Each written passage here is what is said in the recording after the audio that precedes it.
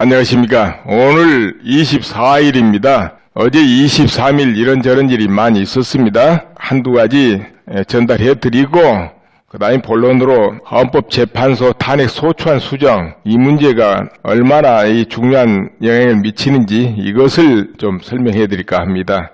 목동에 있는 방송심의위원회가 있습니다. 거기 지금 외국 시민 여러분이 5일이 넘도록 철야 농성을 하고 있습니다. 빨리 태블릿 PC 조작 혐의 이 심의 요청한 거 심의를 해달라 이런 것이지요. 그런데 그 심의 요청 부분이 굉장히 어렵다거나 수사를 필요로 하는 부분이 아니에요. 뭐냐면은 그 화면 조작에 대해서 그걸 심의해달라 그런 거니까요. 그런데 아직까지 심의를 안 하는 바람에 그렇게 된 거 아닙니까? 그런데 23일 변희재 씨 전하는 말로는 심의팀장이 빠른 시일 내에 심의에 올리겠다 그렇게 대답을 했다고 합니다. 징계를 하겠다 뭐 이런 뜻은 아니고요. 아무튼 그것도 지켜봐야 될 일입니다. 어느 부분 하나 없이 정상 작동되는 곳은 없는 것 같습니다. 작동이 제대로 이루어지지 않고 있다 이런 거죠. 그래서 총편 심사 같은 것도 어떻게 될지 그 정도로 여러분은 생각해 놓으신 게 좋을 것 같습니다.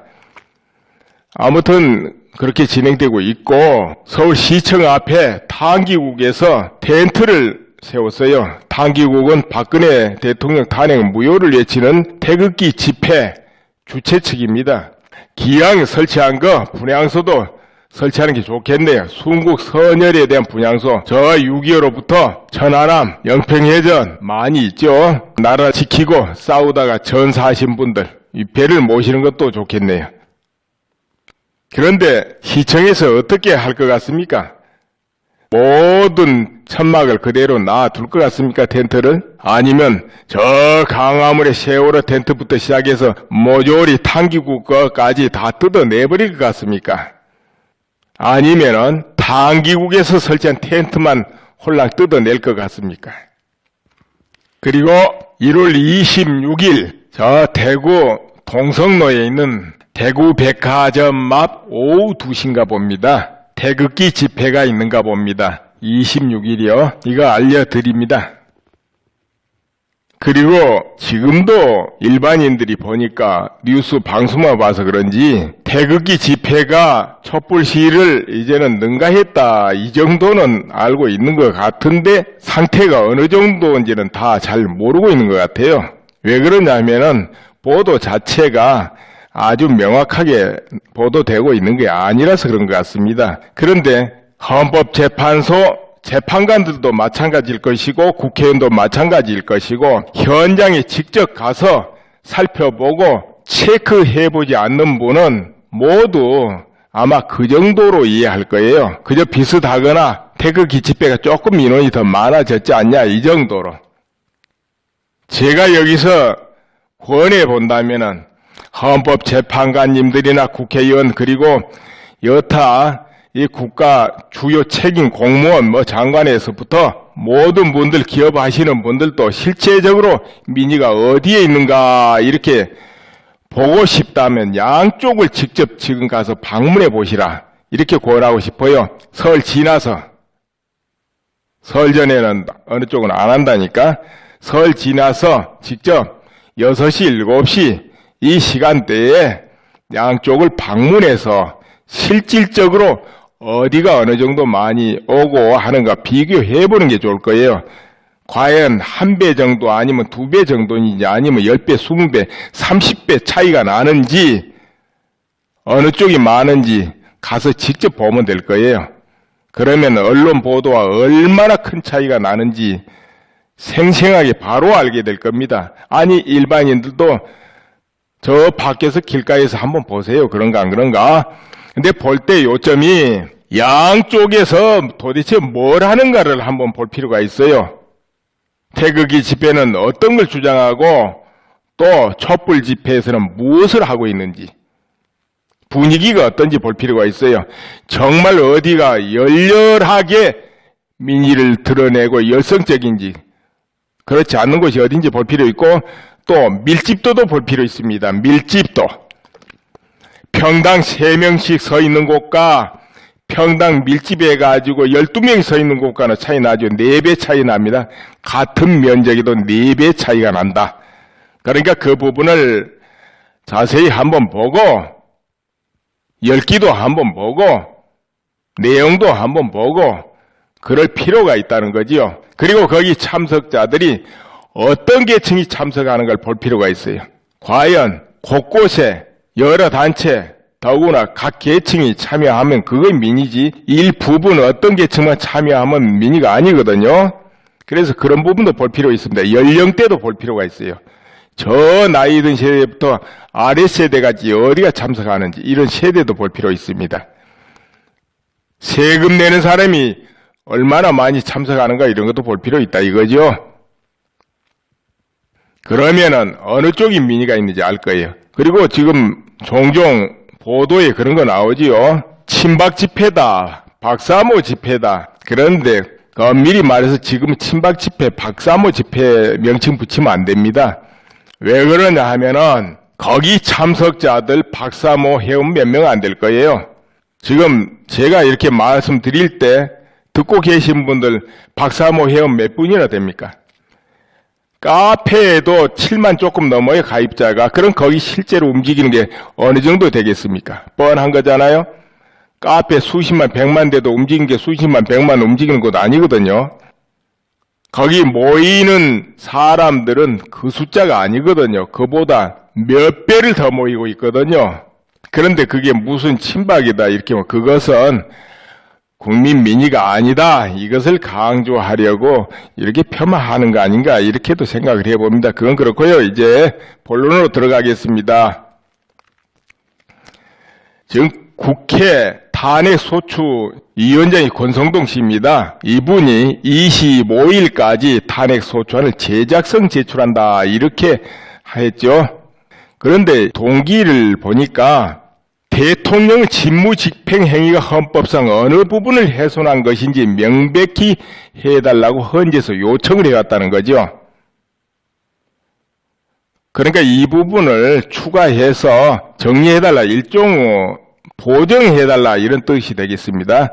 그래서 그걸 하는데 문제는 지금까지 보도로 볼 때는 법률 8가지 사안이 있습니다. 이 소추안 가결에 그 중에서 죄명을 뺀다는 거죠. 죄명을 빼고 그건 행사재판에서 다투기를 하고 지금 헌법재판에서는 박 대통령 헌법 위반 사항만 가지고 다투겠다는 거예요. 심판을 진행하겠다는 거. 그렇게 되면은 빨리 심리가 끝나니까 이렇게 해서 그걸 다투려 하는데 문제는 국회에서 이 탄핵 소추안을 가결할 때 어떻게 했겠습니까? 국회의원들이 모두 그런 모든 구체적인 걸 다 살펴보고 그래서 가결이 임했잖아요.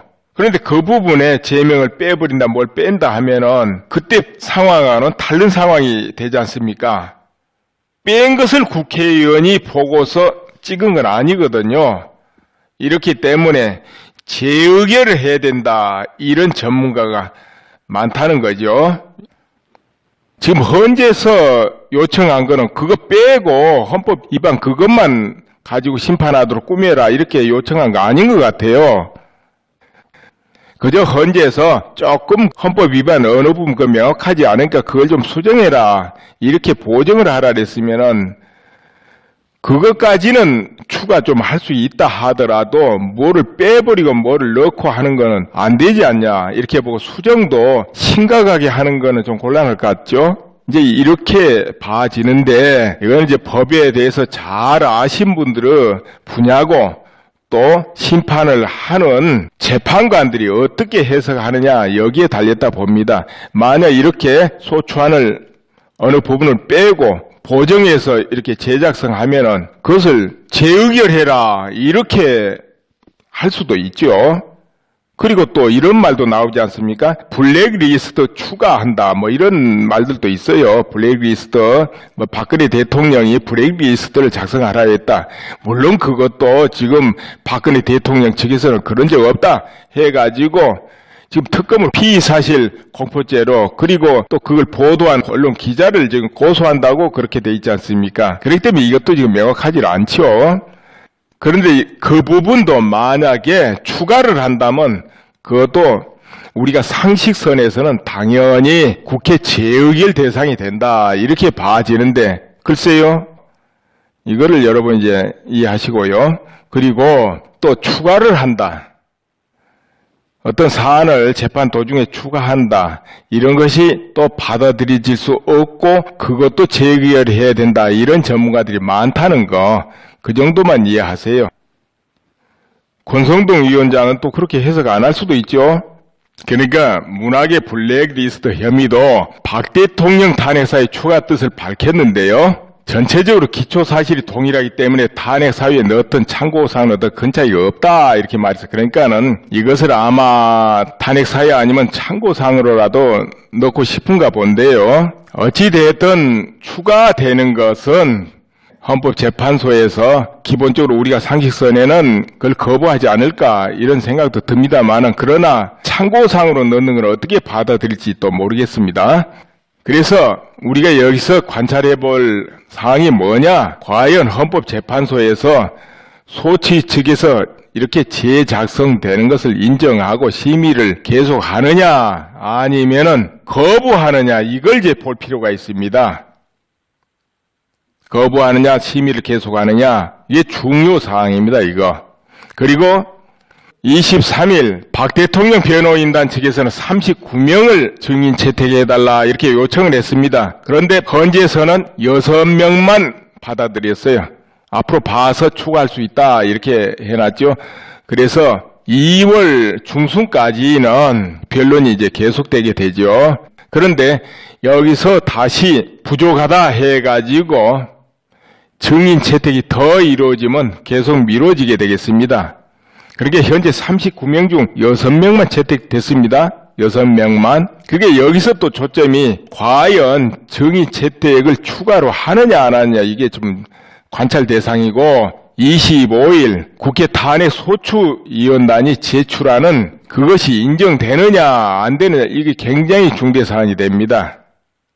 헌재에서 헌법 위반사항 좀 명확히 해달라 이 부분만 이렇게 추가하는 것이 아니고 뺀다든지 다른 무엇을 집어넣는다든지 할 때 그것을 인정하고 심의를 진행하느냐 그거는 안 된다 하는지 이 부분을 잘 보셔야 될 것 같아요.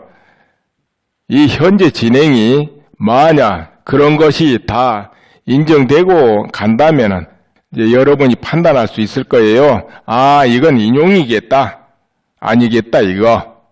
그래서 제가 아무것도 모르지만 조언을 드린다면 탄기국에서는 태극기 집회를 하는데 토요일날 대대적으로 하는 거 인원이 더 늘어가도록 2배 정도 늘도록 그렇게 늘 분위기를 조성해 가는 게 좋을 것 같고요.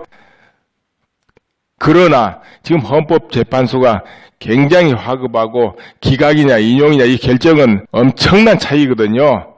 그렇기 때문에 목요일이나 화요일 변론이 있을 때 정말 대대적으로 헌법재판소 앞에서 시위를 할 필요가 있지 않겠냐 싶어요. 뭐 헌법재판소 앞에서 하든 헌법재판관 집 앞에서 하든 간에 어떻게 하든지 이런 문제는 인정하면 안 된다. 저런 문제는 인정해 주라. 졸속하게 하지 말라. 등등 여러 가지 구체적으로 민의를 전달할 필요가 있어요.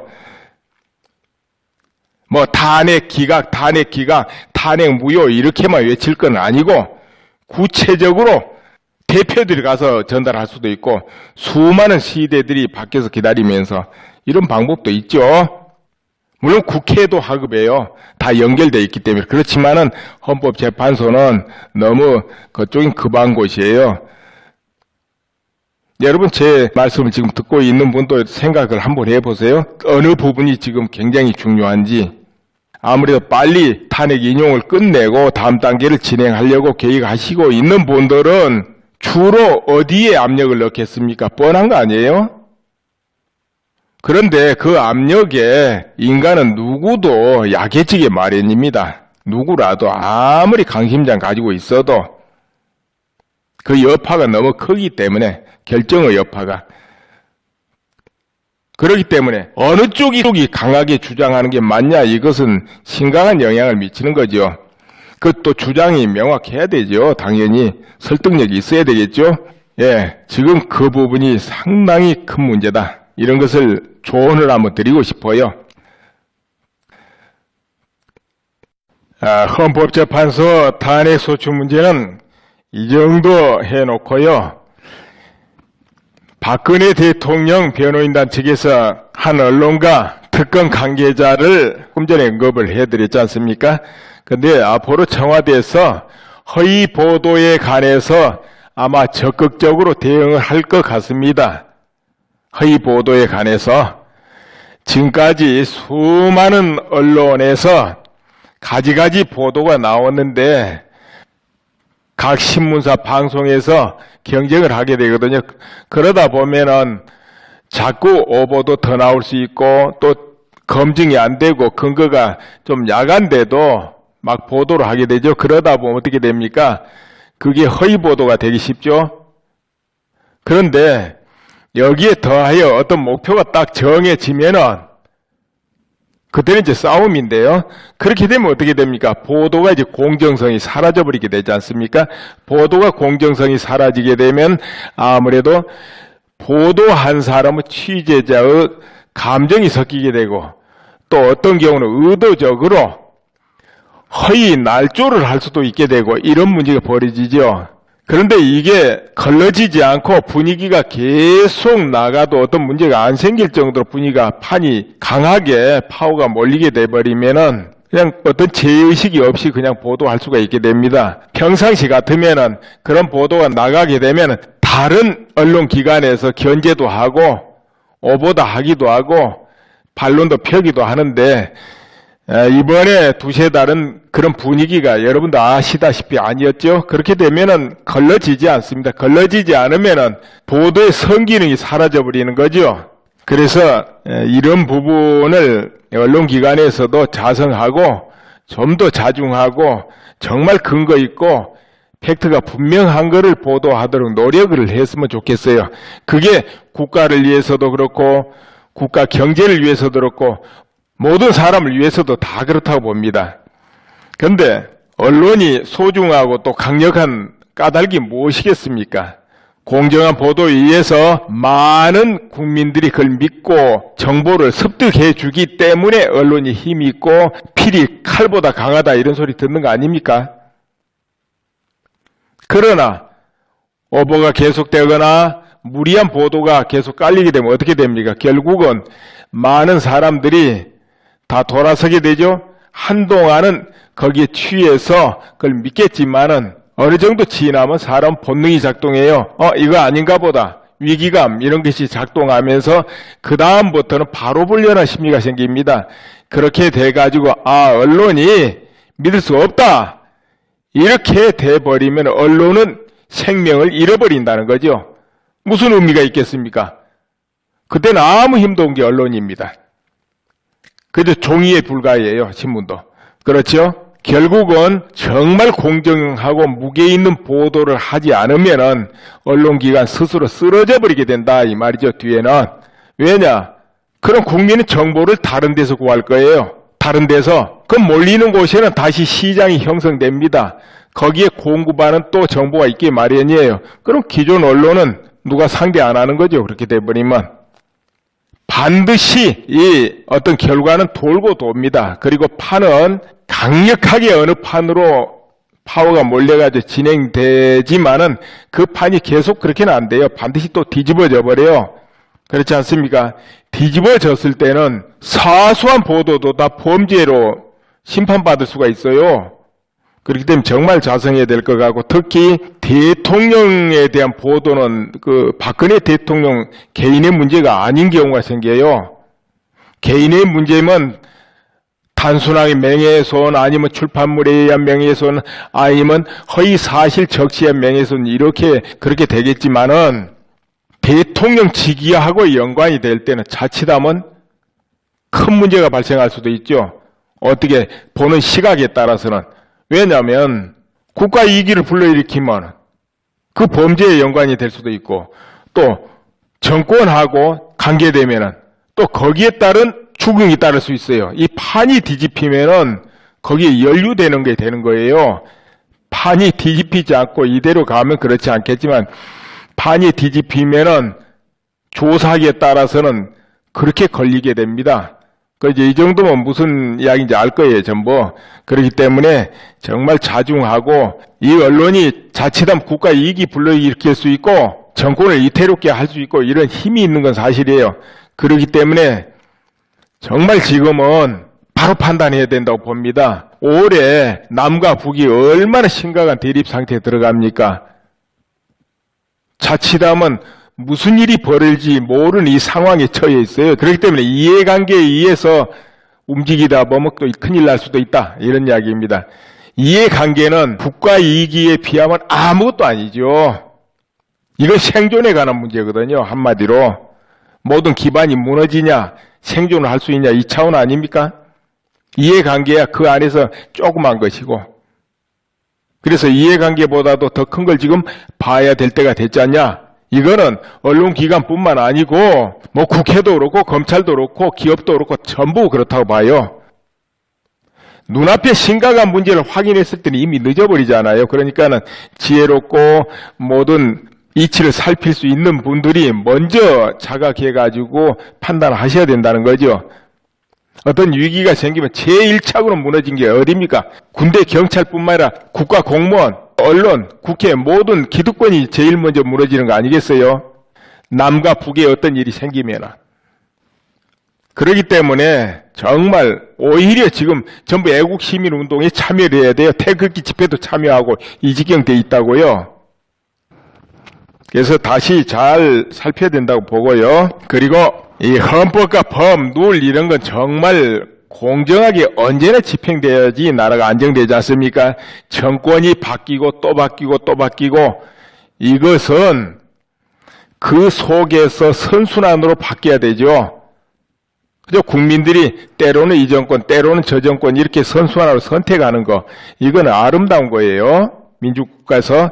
그러나 힘이 있다고 해서 헌법을 능멸하려 한다든지 법을 능멸하려 한다든지 이런 분위기가 나타나면 어떻게 됩니까?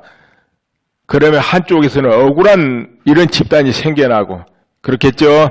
그러다 보면은 정권은 유한하기 때문에 계속 바뀌기 때문에 보복을 낳게 되죠. 보복의 보복을. 그래서 절대적으로 법을 지켜가면서 해야 된다는 거죠. 이것이 아닐 때는 정말 국민들은 우려해야 됩니다.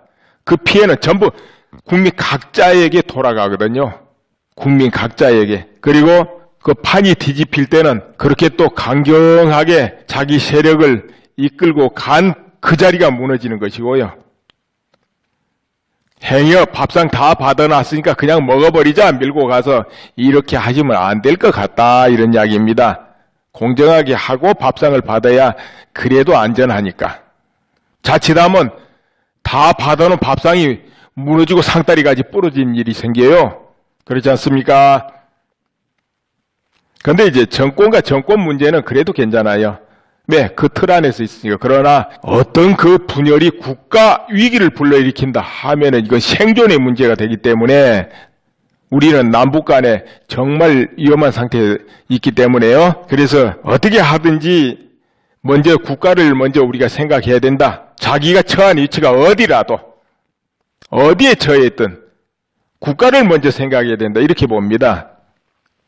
그리고 또 우리 국민들은 그래요. 자, 어떻습니까? 우리가 미국하고 동맹을 맺어가지고 나가는 게 좋겠습니까? 아니면은 중국하고 동맹을 맺고 중국을 판에 깔고 바탕을 하고 미국을 뭐 친하면서 이렇게 나가는 게 좋겠어요. 당연히 그럼 북한하고도 친하겠죠? 그게 좋겠습니까? 아니면은 미국하고 동맹을 맺고 굳건하게 바탕으로 삼고 중국하고도 가까워지고 이렇게 하는 게 좋겠습니까? 어느 나라가 동맹이고 바탕이 돼야 되겠어요? 여러분이 미국을 선택한다면 미국을 멀리하고 중국을 가까이 하면서 바탕을 삼으려 하는 정치인은 멀리해야 됩니다. 선택하지 말아야 돼요. 후회하기 전에. 그리고 이런 거 있습니다. 우리 국민들이 또 조심해야 될 게 있어요. 누구라도 어떤 정치인이라도 나만 잘 살게 해주면 되지, 우리 잘 살게 해주면 되잖아, 이렇게 생각하는 분들이 있어요. 이 세상에 나를 대신 잘 살게 해줄 사람은 없다고 나는 봅니다. 그것은 참 좋은 공짜인데요, 그런 공짜는 없다고 봐요. 누가 누구를 잘 살게 해주겠습니까? 오히려 잘 살게 해주겠다, 다 주겠다, 무상으로 뭐 해주겠다, 이거 사채업자로 봐야 돼요. 사채업자. 왜 사채업자입니까? 빌려줄 때는 거저주죠. 받을 때는 어떻습니까? 아주 피와 뼈를 뽑아낼 듯이 받아내지요. 어떤 경우는 10배, 20배도 뽑아내려 하지요. 이게 사채업자입니다. 거기에 걸리는 거예요. 공짜가 어디 있어요? 또 그냥 주고 잘 살게 해주겠다. 그건 누군가는 어디서 갖다가 해야 되는데 그거 어디서 나옵니까? 다 국민 세금에서 나오고 또 모두가 피땀 흘린 그 자리에서 다시 뽑아내는 건데요. 그래서 그런 말을 즐겨 쓰는 정치인이야말로 멀리해야 될 대상이고 의심해야 될 대상이다, 이겁니다. 그렇지 않습니까, 여러분? 그리고 지금 이 시점에는 모든 국민들이 애국힘이 돼가지고 이 운동을 해야 돼요. 나라를 안정시키기 위해서. 마음에 안 들고 오보를 날리고 허위보도를 하고 그런 언론이 있다 하면은 그거야 절대적으로 구독, 거부 공짜로 넣어줘도 절대 받지 말고, 공짜로 받아도 광고비 올려주는 거예요. 그러니까 공짜로도 받지 말고 홈페이지 들어가서 열어보지도 말고 클릭도 하지 말고 뉴스도 보면 안 돼요. 그것이 바로 애국시민운동이 왜 그렇게 할 때 그 언론사는 정신을 바짝 차리고 제대로 하거든요.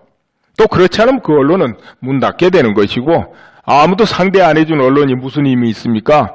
기사 아무리 써도 안 읽으면 그만인데. 그렇죠? 그렇게 하는 것이고, 네이버나 다음에 가서 댓글을 달고 또는 항의 전화를 하고 직접 어디 해당 책임자한테 메일을 올리고 항의하고 아니면 자료를 올려주고 이거 이렇다 하기도 하고, 이런 거 전부 애국시민운동입니다. 또 미국의 트럼프 정부에 어떤 자료를 올려준다든지 현실을 알려준다든지 우리 국방부에 어떤 현실을 알려준다든지 이런 것도 굉장히 중요한 애국시민운동입니다. 왜 그러냐면은 내가 아니까 남도 다 알 거다 하지만 안 그래요. 모르는 사람 허다예요. 그러니까 같이 알자고 알려주는 거고, 또 상대방이 아니다 싶으면 그러면 안 되지 않냐 이렇게 하는 것이 애국시민운동입니다. 이건 내 혼자에서 뭔 힘이 있나, 한강에 모래 같은데 이럴지 모르지만 그렇지 않습니다. 내가 먼저 내가 하리라, 내가 해야지 누가 해주길 바라지 않고 내가 한다 하면은 내가가 모이면 바다가 되고 산이 되는 겁니다. 그러면은 처음에는 좀 약하게 보이지만 뒤에는 강하게 눈에 실제로 나타나게 됩니다. 그럼 태극기 집회도 그 일환 중에 하나죠. 그러나 직접 문 앞에 하는 게 뭡니까? 집 앞에서 시위하는 것도 문 앞이지만은 바로 당사자들한테 전하고 항의하고 메시지 올리고 이런 게 눈앞에, 그렇게 중요한 겁니다. 굉장히 영향을 미쳐요. 어떤 판사가 뭔가 잘못했다, 영장 발부가 마음에 안 든다, 그럼 항의하는 거고 잘하면 칭찬하는 거고 그러는 거예요. 메시지로 보내든 뭘로 하든. 가만 컴퓨터 앞에서도 영향을 미치는 방법입니다, 그거. 그러니까 애국시민운동은 여러 가지가 있다는 거죠. 그것이 궁극적으로는 한국을 위하고 개개인 자신을 위하는 거죠. 이런 운동에는 기업도 다 참여해야 됩니다. 기업도. 일각에서는 공개적으로 기업 쪼개버리겠다, 해체하겠다 이렇게 하고 있잖아요. 흔히 나라를 걱정하고 애국 시민들이 그런 소리 합니까? 절대로 안 하잖아요. 모두 자유, 평화, 현 체제 이런 것을 존중하기 때문에.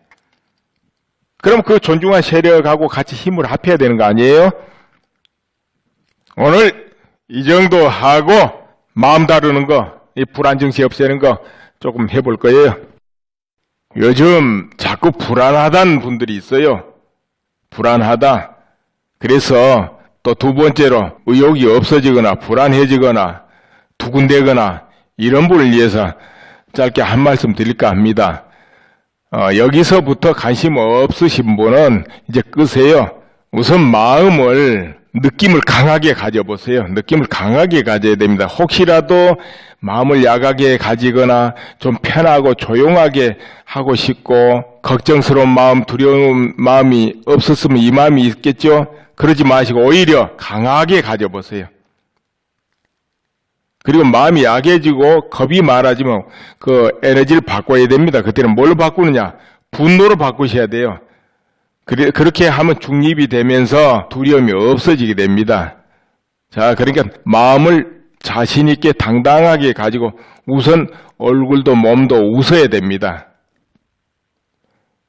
혹시 찡그리거나 우울하게 가지면은 기혈순환이 잘 안 되기 때문에 더 불안이 더 심해져요. 자, 죽어도 웃고 죽자 하는 기분으로 눈도 웃고 입도 웃고 몸도 웃으세요. 표정을 그렇게 잡아보세요. 마음도 그렇게 하고 억지로 해도 됩니다. 억지로 해도 차츰 느낌이 그와 같이 될 거예요. 같이 해보는 거예요, 전부가. 그럼 쉬우니까 같이 느끼고 같이 해보는 겁니다. 혼자 하는 게 아니고 같이 느끼고 같이 해봅니다. 뭐 그 방법이 뭐야 그런 거 신경 쓰지 마세요. 그냥 느낀 대로 해보면 돼요. 쉽게. 그 방법 알 필요 없습니다. 그리고 높이는 이 목 아래로 잡아보세요. 그리고 거기서부터 배 앞에까지 허공을 바라보세요. 자, 이제 눈으로 바라보지 말고 생각으로만 바라보세요. 생각으로만 그 허공을 바라보세요. 저 멀리 바라볼 거 아니고 몸 앞에 그냥 바라보세요. 그 범위도 좁게 하지 말고 좀 넓게 하세요. 범위도 넓게. 몸 앞에 바라보시고 범위도 좀 넓게 하세요.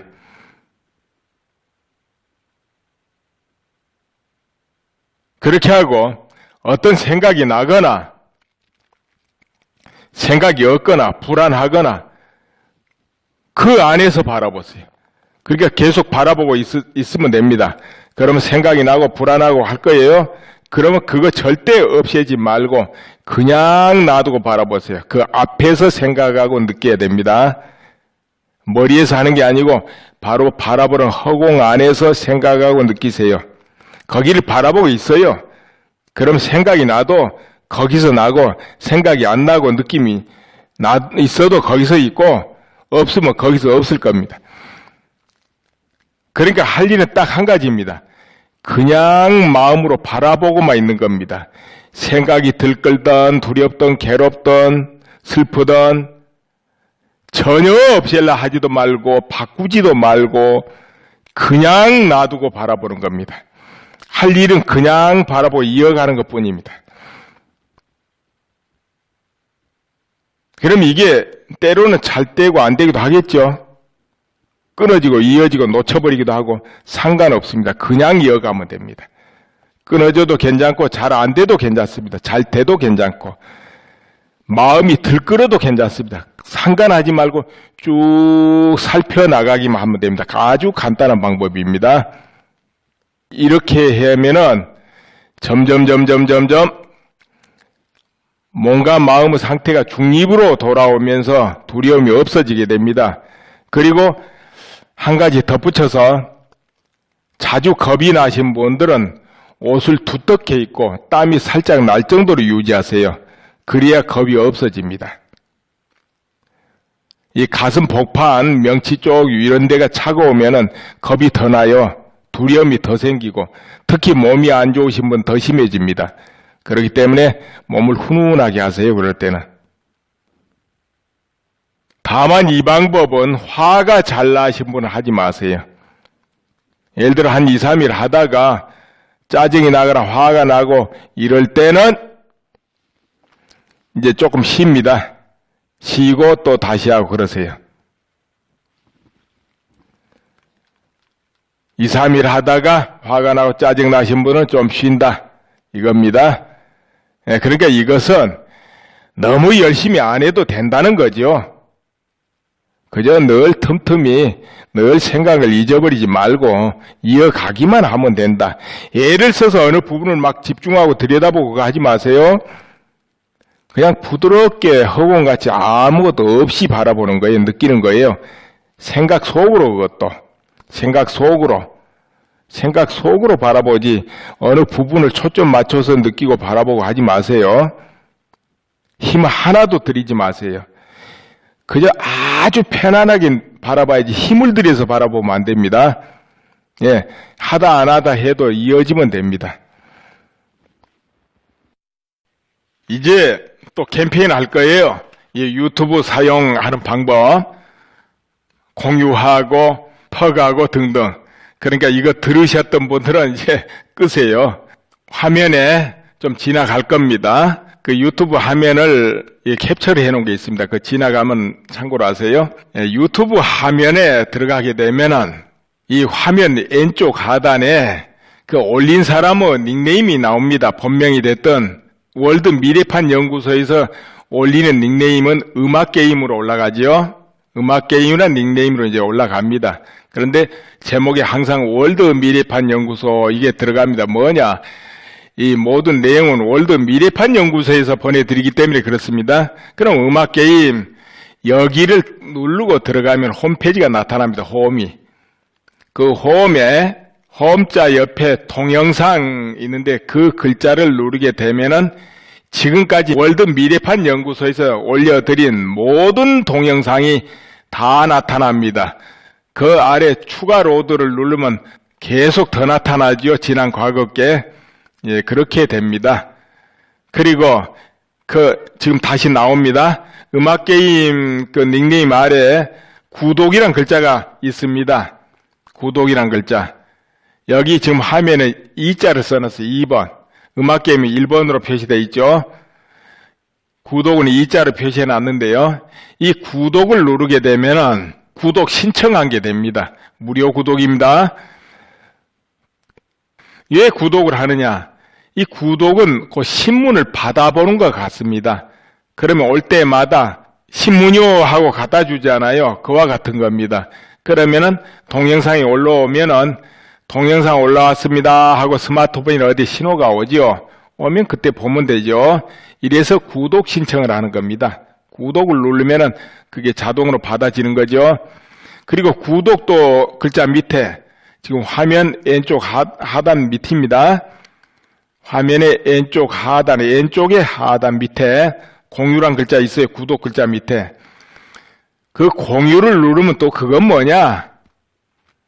그 안에 여러 아이콘이 나타납니다. 뭐냐면은 트위터, 페이스북, 블로그, 여러분 잘 아는 카카오 스토리 이런 게 다 나타나요. 그럼 카카오 스토리에 거기 공유해가지고 내가 아는 사람들하고 이 화면을 좀 같이 보자 할 때는 카카오 스토리 쪽으로 들어가가지고 공유를 해놓으면 되겠죠? 근데 이제 이런 것을 하려면은 반드시 구글 계정에 가입이 돼 있어야 됩니다. 여러분 스마트폰에 구글 지메일이 있죠? 지메일 그 메일인데 네이버 메일, 다음 메일처럼 지메일이 있어요. 그게 구글에서 하는 메일입니다. 그 지메일에 가입을 해놓게 되면 자동으로 유튜브나 구글 플러스나 모두 가입한 것 같습니다. 아니 지메일 아니라도 다른 데서 가입해도 돼요. 구글에 일단 가입을 하면 됩니다. 그렇게 한 다음에 유튜브를 보게 되면 지금 말한 화면들이 다 나타나서 할 수가 있는 거죠. 모두로 할 수 있습니다. 그러니까 꼭 필수적으로 지메일에 가입을 해야 된다. 이겁니다. 지메일이나 구글 플러스나 아무데나 가입해도 되긴 됩니다. 이렇게 가입하면 유튜브에도 가입된 것 같게 됩니다. 그러면은 공유도 하고 구독도 하고 다 되죠. 또 보면 조회수도 올라가고 그리고 화면의 오른쪽입니다. 오른쪽 아주 아래쪽에 표시된 거, 그 조회수라고 있죠? 그 아래 손 모양이 있어요. 저 엄지손가락 위로 척 올라가 있는 거, 이거는 좋아요 표시죠? 거기 누르면 이제 좋아요가 올라가죠? 한 번 더 누르면 취소고. 그렇게 되죠? 이게 유튜브 화면에만 나타납니다. 근데 각 사이트에 퍼갈 경우, 그때는 어떻게 퍼가느냐? 사이트에 퍼가는 경우. 내가 지금 카페를 움직이는데 거기로 퍼가자. 이런 경우 안 있습니까? 블로그에 퍼가자. 이런 경우는 어떻게 퍼가느냐? 바로 화면이 동작할 때 오른쪽 버튼을, 마우스 오른쪽 버튼입니다. 그걸 대면은 거기에 URL 퍼가기가 있어요. URL 그 주소입니다. HTTP 하고 나옵니다. 그 주소를 퍼다가 올리는 게 있죠. 그리고 그 밑에 소스 코드 복사 이게 나옵니다. 그것을 하면은 뭐가 되냐면 소스를 복사하는 거예요. 그거는 게시판에 이제 소스를 HTML 올리는 그 아이콘이 있는 데는 그걸 퍼다가 거기 넣어주면은 바로 그 사이트 게시판에서 이 화면이 재생이 되는 겁니다. 그런데 그런 아이콘이 없는 경우는 URL로 퍼가기를 해야 돼요. URL로. 근데 URL 퍼가기를 해서 누르면 바로 유튜브 화면으로 바로 들어오는 것이고, 소스 코드 복사로 하는 경우는 유튜브 화면으로 못 넘어오고 그 사이트에서 재생됩니다. 그래서 그때는 조회수도 안 올라가고, 조금 전에 말한 구독 신청도 못하고, 좋아요 클릭도 못하고, 또 음악게임 홈에 들어와서 보지도 못하고 그렇게 되겠죠. 그래서 유튜브 화면으로 넘어오고 싶을 때는 어떻게 하느냐 하면 그 화면에 오른쪽입니다. 오른쪽 아래쪽입니다. 삐퉁이 쪽에 이렇게 마우스를 대면 유튜브로 넘어오는 그 유튜브 표시가 있습니다. 그걸 눌러주면 유튜브 화면이 재생됩니다. 자기가 보고자 하는 화면이 거기서 나와요. 그러면 그 밑에를 보면은 조금 전에 말한 것이 다 표시되어 있을 겁니다. 뭐 음악게임, 구독, 조회수 다 보일 거예요. 되도록이면 유튜브 화면으로 넘어와서 보세요. 어렸으니까 이제 이거 다 아시죠? 사실은 아는데 모르신 분들이 종종 있어가지고 설명을 드립니다. 그러니까 잘 모르겠으면 이 부분을 다시 돌려서 또 보세요. 이렇게 쭉 지나가잖아요. 이렇게 진행되는 거, 막대기. 그걸 이렇게 뒤로 해가지고 보세요. 반복해서 보시면 아실 겁니다. 네, 감사합니다.